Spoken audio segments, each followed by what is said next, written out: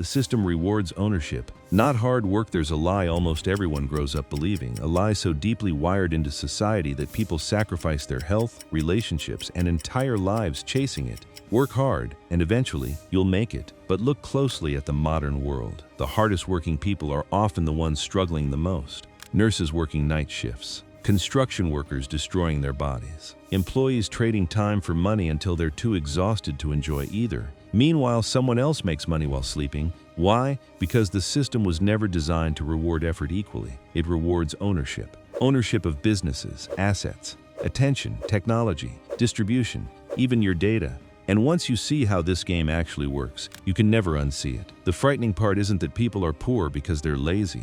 It's that millions are playing a game where the rules were hidden from them from the start. Most people think wealth is created by working harder than everyone else, but history tells a completely different story.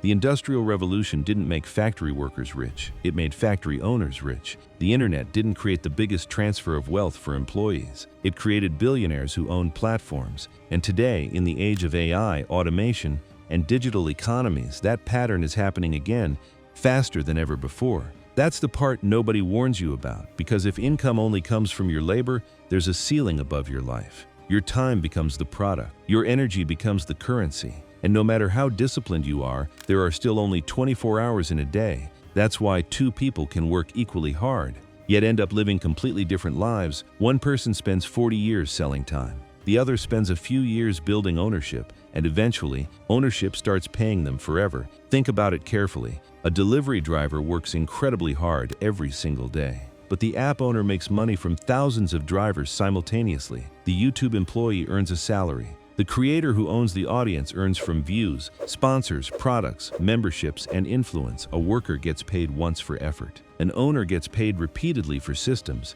That's the hidden difference. The modern economy doesn't just reward productivity anymore, it rewards leverage, and leverage changes everything. For most of human history, leverage came from land, factories, or capital.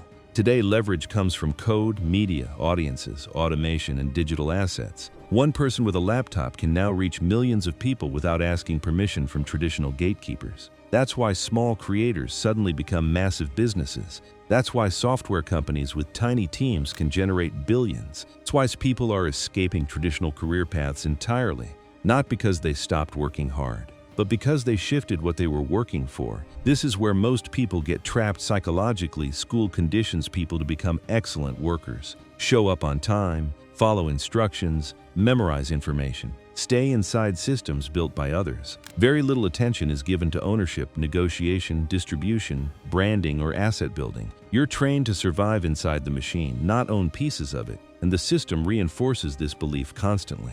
If someone struggles financially, society immediately assumes they didn't work hard enough. But effort alone has never guaranteed freedom.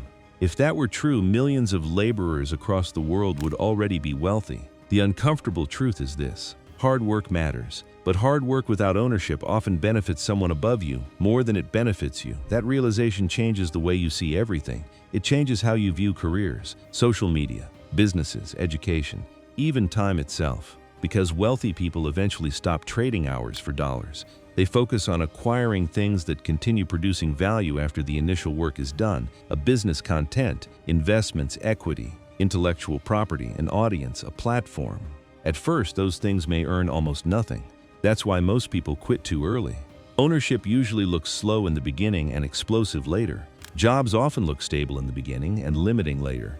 And that's the psychological battle. Most people choose immediate certainty over long-term leverage. That's why someone can spend 10 years building a company while friends mock them for making little money, then suddenly become financially free almost overnight when the system compounds. What people call luck is often delayed ownership finally paying off. But there's another reason this conversation is becoming urgent now. Artificial intelligence is beginning to replace predictable labor at massive scale. Companies are automating tasks faster than educational systems can adapt. Entire industries are being reshaped in real time, and when labor becomes easier to replace, ownership becomes even more valuable. The people who control platforms, technology, brands, communities, and systems will continue gaining disproportionate rewards. Everyone else risks competing in a race where human effort becomes cheaper every year. That doesn't mean hard work is useless. It means hard work must eventually lead somewhere beyond survival, because if all your income disappears the moment you stop working, then the system still owns your time.